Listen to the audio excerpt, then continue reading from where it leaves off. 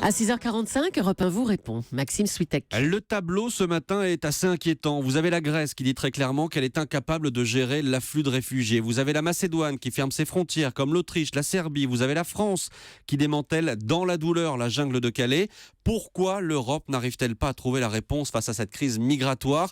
Bonjour Pascal Joannin. Bonjour Maxime. Vous êtes la directrice générale de la Fondation Robert Schuman, spécialiste des questions européennes. Merci d'être avec nous en direct ce matin sur Europe 1. Le point le plus critique ce matin, c'est la Grèce ? C'est par la Grèce qu'arrivent le plus de réfugiés et de migrants aujourd'hui. C'est la route principale.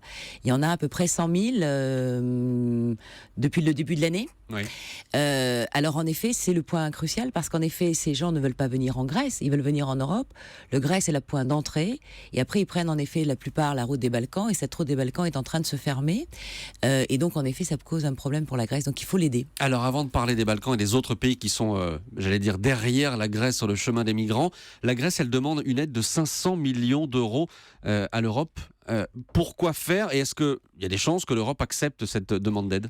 Alors l'Europe est prête à aider la Grèce. Elle était prête il y a déjà quelques temps, mais la Grèce n'avait pas souhaité jusqu'à présent obtenir l'aide de l'Union. Vous savez qu'ils ont déjà eu l'aide de l'Union pour des raisons économiques. Le problème des Grecs, c'est qu'il n'y a pas d'État, contrairement à chez nous, et donc ils ont du mal à assumer cette mission. Alors, est-ce que c'est une aide qui est forcément une aide financière, ou est-ce que c'est une aide où on aide en effet par l'envoi de personnel, douaniers, policiers, pour assurer ce contrôle, puisqu'en effet, le problème numéro 1, c'est qu'il faut stopper cet afflux massif, et il faut donc identifier les vrais réfugiés, ceux auxquels on doit protection parce qu'ils fuient un conflit ou parce qu'ils sont opprimés ou persécutés dans leur pays, et les migrants qui aimeraient bien trouver une place en Europe où il fait bon vivre, parce que c'est quand même un pays développé, c'est la première puissance économique du monde devant les États-Unis et la première puissance commerciale. Donc en effet, il fait bon vivre en Europe, et donc ils veulent venir, mais on ne peut pas accueillir toute la misère du monde. Et ce qui pose problème, vous le disiez, c'est que derrière la Grèce, donc sur la route des réfugiés qui remonte vers le nord, les pays ferment leurs frontières les uns après les autres. Macédoine, Autriche, Serbie, Slovénie, Croatie, c'est de plus en plus difficile pour les migrants de passer par ces pays-là ? Alors c'est de plus en plus difficile parce que, en effet, il y a des pays qui ont eu beaucoup de migrants. L'Autriche, par exemple, puisque ces migrants qui arrivent en Grèce sont généralement des gens qui veulent aller en Allemagne, en Suède et au Royaume-Uni. C'est les trois pays d'accueil principaux. D'où Calais, Oui, parce qu'en bien effet, sûr. on se dit mais Calais n'est pas à la frontière extérieure de l'Union, mais en effet, c'est des gens qui sont passés et qui veulent aller au Royaume-Uni, et c'est la frontière, en effet, le point le plus proche du Royaume-Uni sur une carte pour des gens qui viennent de loin, c'est en effet Calais. Ils ont le droit de fermer leurs frontières comme ça, tous ces pays ? Alors, il faut faire la différence entre les pays qui sont dans le Schengen et ceux qui ne sont pas dans le Schengen. Alors, je mets à part la Macédoine, d'ailleurs, ça doit poser des problèmes parce que vous savez que c'est une région qui veut rentrer dans l'Union, enfin un pays qui veut rentrer dans l'Union, mais qui a des problèmes avec la Grèce sur sa dénomination, parce que Macédoine, les Grecs estiment que c'est une région de la Grèce, historiquement Alexandre, donc ils veulent pas que ça s'appelle Macédoine. Donc voilà, je pense qu'ils font payer aussi un peu aux Grecs le différend diplomatique qu'ils ont sur la dénomination. Mais sur les pays de Schengen, il est possible provisoirement, non pas de fermer les frontières, parce que c'est pas comme ça, c'est de réinstaurer les contrôles aux frontières. Et ça, c'est permis par le traité Schengen. Donc, c'est l'application de Schengen. Mais là, on joue sur les mots parce que le résultat est le même. C'est-à-dire qu'on tarit, si j'allais dire, le flux de migrants. Vous savez qui est le premier pays qui a fermé ses frontières ? La France ? Oui.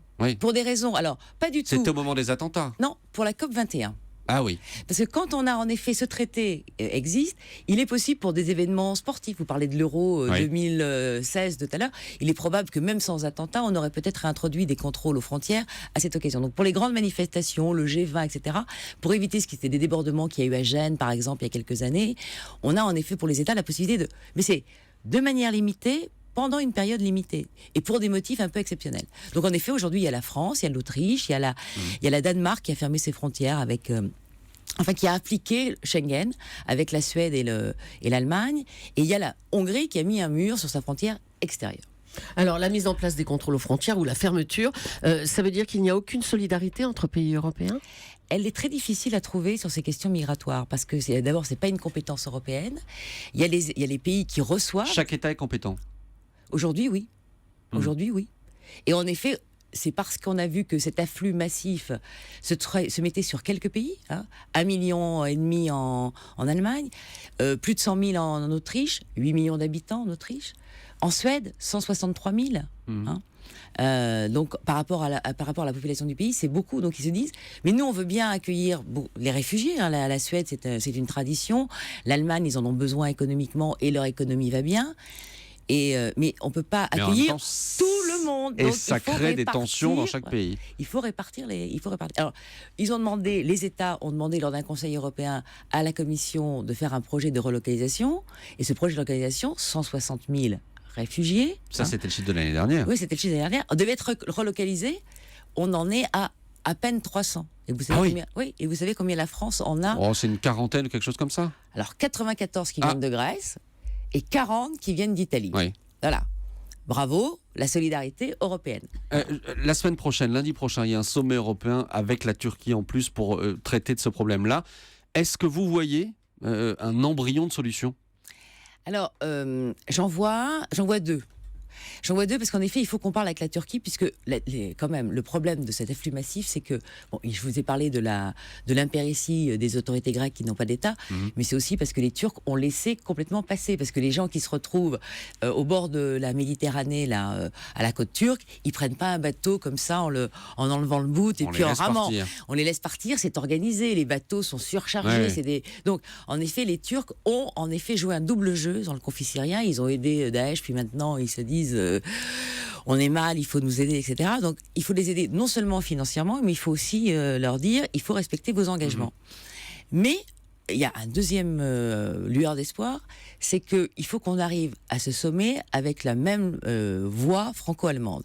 Et j'ai compris que François Hollande allait recevoir Angela Merkel vendredi, donc avant le sommet, peut-être pour mettre en place cette solution franco-allemande qui fait défaut depuis le début. Et on va suivre ça. Merci beaucoup. Merci Pascale Johannin. Je rappelle que vous êtes la directrice générale de la Fondation Robert Schuman. Merci d'être venu ce matin en direct sur Europe 1.